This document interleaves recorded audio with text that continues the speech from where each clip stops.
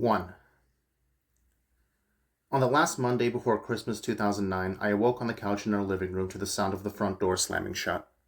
Even after all this time, instinct kicked in that there was some kind of danger, only for me to remember half a second later that Martha was going out for her run.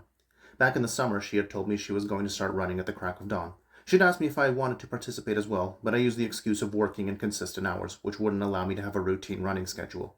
I had thought that once it got cold out and the day got much shorter, she would give up on this, but she was consistent and continued to run every morning, never missing a day. I was immediately filled with that annoyed feeling one always felt on their first day back at work after being off for a while. The past week, I had actually managed to spend time with my family. It had been a bad feeling when I realized that I didn't really know that much about my children, beyond their names and physical appearances. Last week, when Hope and I had been building a particularly fat snowman, I realized that I was still talking to her in that condescending tone people use when talking to a baby, even though she was already 4 and could understand normal sentences. She didn't seem to mind, however. She was happy that I was spending time with her for once, and wouldn't stop asking me questions about work. From what I gathered, she would always ask Martha about my job, but Martha had decided to do her best to shelter our children from the details of police work. I wasn't supposed to talk about crime or drugs or dead bodies or anything like that. But now that it was just the two of us, Hope had figured she could try to get some more exciting answers out of me. On the other hand, Carrie, who was 8, didn't seem fazed by the fact that I was home all week. She kept in her room, as she always did. Carrie was always reading something and only left her room to eat, and even when she did, she still brought whatever she was reading with her. The few attempts I made to have a conversation went nowhere. When I asked her if her favorite singer had released anything new, she muttered that she had grown out of that a couple of years ago. I was glad Martha wasn't around to hear how outdated my notes about my children's interests were. Yesterday I had been filled with a sense of panic about all of the things I had said I wanted to do during my small vacation, things I knew I had to cram into the last few hours. I ended up coming home very late. In fact, I barely remembered coming home, but I must have been exhausted if I decided to fall onto the couch. I saw on my watch that it was already past 6 and I had to be leaving. When I got off the couch, I felt a cramp in my legs, likely caused by the fact that the couch was slightly too short for me and I had slept with my legs curled up. I had brought this up to Martha in the past, and her response was that I should just sleep in the bed instead. Since I was already running late, I made the decision to just go to work in the clothes I was wearing yesterday. No one would notice, as no one from work had seen me yesterday. Before leaving, I walked down the hallway and peered into the 2 smaller bedrooms where our children were still asleep.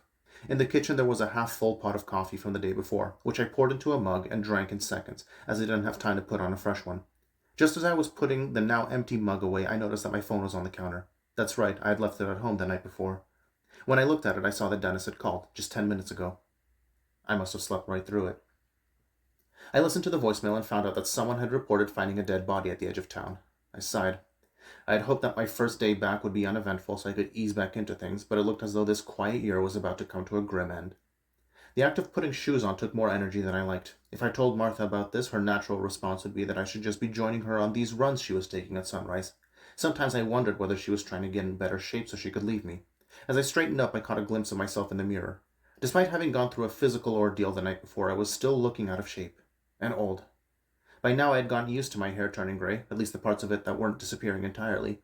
I had naively hoped that a few days of not working would restore my youth. But that was a fantasy. I had even gotten rid of the beard to try and look younger, but that hadn't done anything either.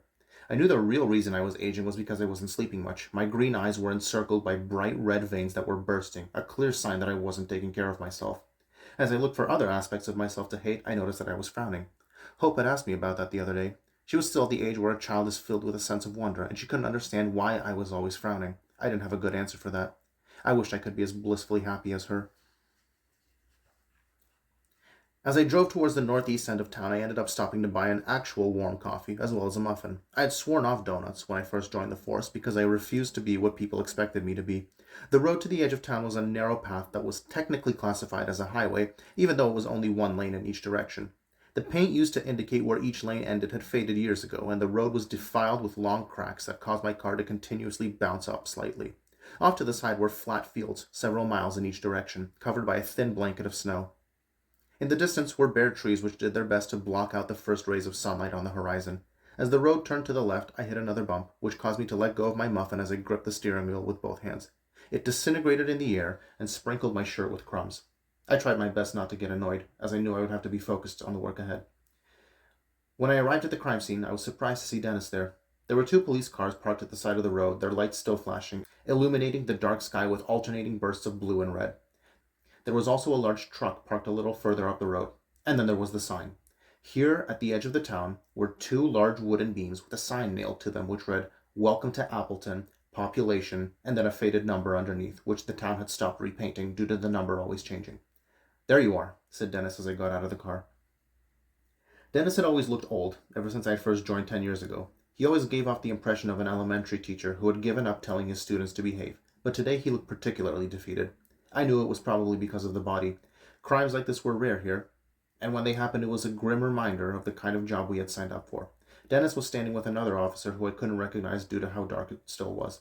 They were talking to a rather fat man, who I assumed was the driver of the truck. If I had to guess, he was the one who found the body. "Didn't expect you here," I said.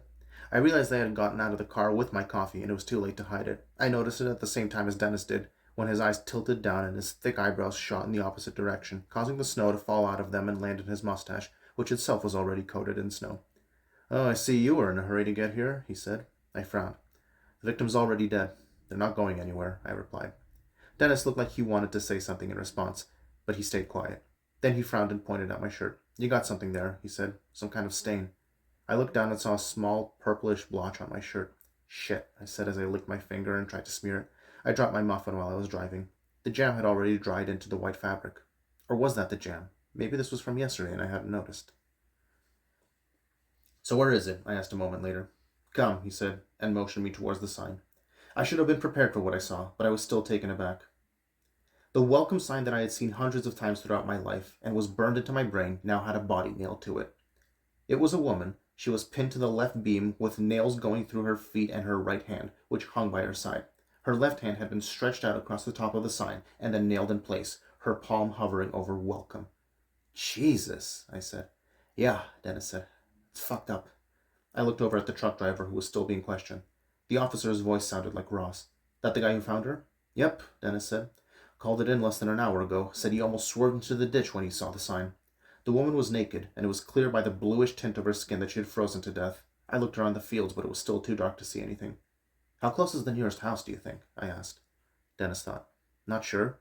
I think there's that dairy farm a few minutes' drive from here. Why?" I took a step closer to the body and strained my neck up. The woman's mouth was slightly open, but it appeared unblocked. "Would they have heard her screaming?" I asked before turning back to Dennis. "Or do you think she was already dead when she was put here?" "From the looks of it, no," said Dennis, as he too stepped closer.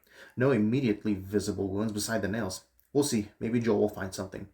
Before either of us could say anything, there was the sound of tires crunching over gravel. I turned and saw another car slowly pull up to where we were.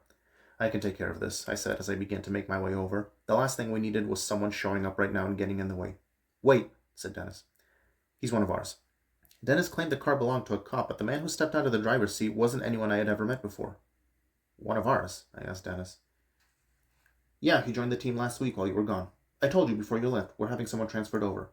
I thought back and vaguely remembered Dennis saying something like this a while ago. But still, seeing this person walking over to us, I thought there had to be a mistake. The new officer approaching looked like he was fresh out of school. He couldn't have been older than 20. He was wearing an oversized black coat that contrasted his hair, which was a pale blonde, almost the same shade as the snow that was falling and landing in it. I noticed that he too had a coffee, which he could barely hold in the giant fluffy mittens he was wearing, but Dennis didn't seem to mind that he had gotten coffee before work like I had. "Fuck, it's cold here," he said as he exhaled.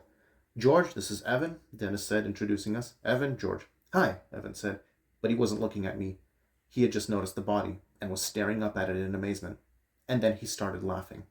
At first I was confused. I turned to Dennis, but he seemed exhausted, as if he had already gotten used to this kind of behavior. "Sorry, is something funny?" I asked. Evan managed to pull himself together and stop laughing. "I'm sorry. I don't mean to make light of this. It's just..." And he turned to Dennis. "You told me nothing ever happens in this town. Like a few days ago you said that." "Well, I'm glad you've managed to prove me wrong," Dennis replied, but Evan had already turned his attention back to the body.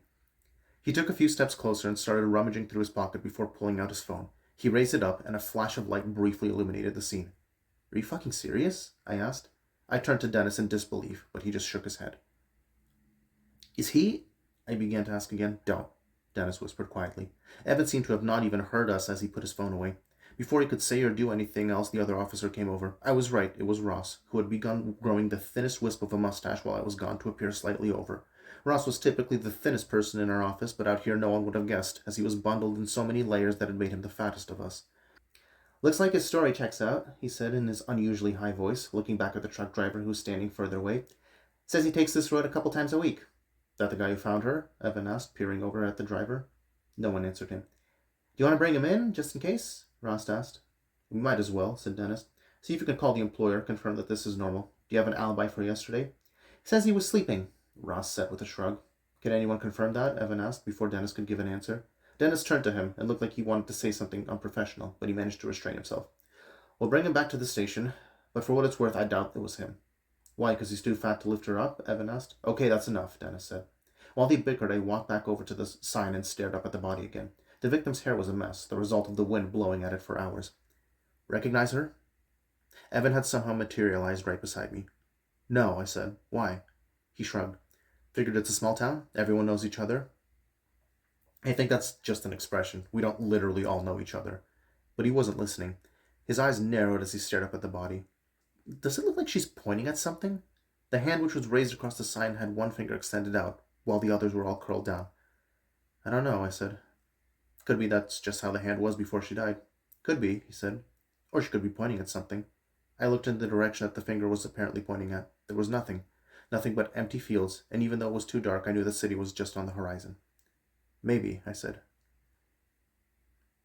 Where did you find this guy? I asked. I was sitting in Dennis's office several hours later. The dead woman had been removed from the sign and was currently being examined by our coroner. Dennis had made a statement to the press and asked anyone who may have information to come forward.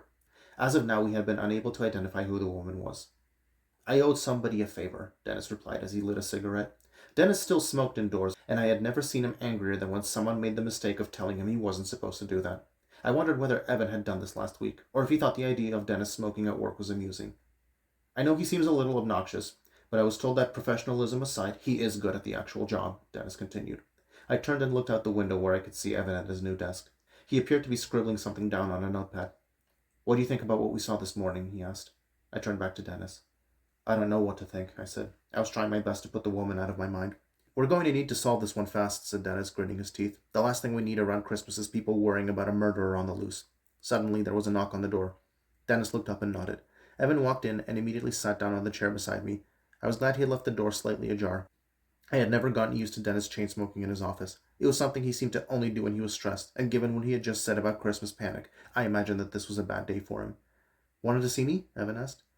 Yes, I wanted to talk to you about your conduct this morning, said Dennis. Oh, is this about the picture? Don't worry, I haven't shown that to anyone. That's just for studying. Studying? I asked. The picture of the dead naked woman crucified, that's for studying? Oh yeah, Evan nodded as if this were normal. He lifted one leg up and rested it on his other knee, the tip of his shoe pressing against Dennis's desk. Dennis didn't say anything, but I saw by the way his jaw got tighter that he looked as though he was about to start yelling. I'm going to make one of those boards in my house, you know, the ones where you connect all the photos with yarn. Once the next victim shows up, I can start connecting. What do you mean the next victim? I asked. Evan looked puzzled, as though I had just asked a stupid question. You think this was his first one? He asked, and he shook his head. Nah, this was done by a professional. Neither Dennis nor I knew what to say, and Evan looked at each one of us, seemingly still unsure what the problem was. Okay, can I ask, just between us? He said, have either of you ever killed anyone? Oh, Jesus Christ, said Dennis, burying his head in his hands while being mindful of the cigarette he was still holding. I stared at Evan for a moment with my mouth open, as I tried to decide whether the entire office had decided to pull a prank on me while I was gone. No, I lied. Have you? Nope, Evan replied quickly, a little too quickly. But if I did, I wouldn't nail the body to a sign on the highway. Whoever did this wanted us to find her. See, this is what I'm worried about. If they had tried to hide the body and did a shit job and someone ended up finding it, then I think, okay, we're dealing with an amateur, someone who's probably never done anything like this before. If they made one mistake, they might make another. We'll get them in no time. But this, we're dealing with someone who's smart. This guy had to know that we would find the body, fast, and he was confident that he hadn't made any mistakes, which would help us find him. You say this guy, I repeated. You're assuming the killer was male. Evan tilted his head. Come on, man. You saw that shit. That was almost ritualistic. That's another thing. Do you know how long it takes to crucify someone? Again, I wasn't sure whether this was a serious question that he wanted me to answer. I looked over at Dennis, who just shook his head, indicating that he wasn't in the mood to have this conversation. This wasn't a quick bullet to the head or a shove down a flight of stairs, Evan continued. This shit took time. It's fucking freezing cold outside, but this guy was determined to nail her up, and he had to know that all it would have taken was one car to drive past during that whole episode, and he would be caught. Unless he was planning on removing any potential witnesses, too. He looked at us, waiting for one of us to answer or pitch our own ideas. When neither of us said anything, he clapped his knees and stood up. So when was the last time you guys had a murder like this? Actually, is there a map of the town anywhere? I want to see if there were any landmarks nearby that you might have been pointing to. Oh, this again. What is he talking about? Dennis asked me. Just a theory I got, said Evan, and he turned to leave the room. We're not done. Sit back down, said Dennis. Once Evan was seated, Dennis continued. I want the two of you working this case together, he said. Evan and I both began to explain that this was a terrible idea at the same time. Sir, I can handle this on my own, Evan began. I am scared to imagine what your idea of handling this would be, Dennis replied, and he turned to me. Please don't do this to me, I exhaled. I don't want to fucking babysit this guy. I'm right here, thanks, Evan said. You're going to work it together because I told you I want this solved fast. Why not get Ross to do it? He's already questioning the truck driver, I suggested. Truck driver's not our guy, Dennis said. Plus, I already have him working on other stuff. I want you both on this one. He leaned in and seemed to relax a little. Look, right now your theories, he emphasized the word, are just that. Theories. And they're going to stay theories until you have something concrete. I don't want you shouting your ideas out at anyone. Evan opened his mouth to disagree, but Dennis lifted a hand. But between us, I do think you're right. Whoever did this was not something new to them. They knew what they were doing, and they're taunting us right now. Once Evan left the office, I turned back to Dennis, but he was ready. I know you don't want to work with him, and I frankly don't care, he said. I opened my mouth to argue, but Dennis wouldn't give me a chance. I'm not punishing you. I'm doing this because I trust you to control him and stop him from ripping the town in half to find this person. I frowned. I understand, I said.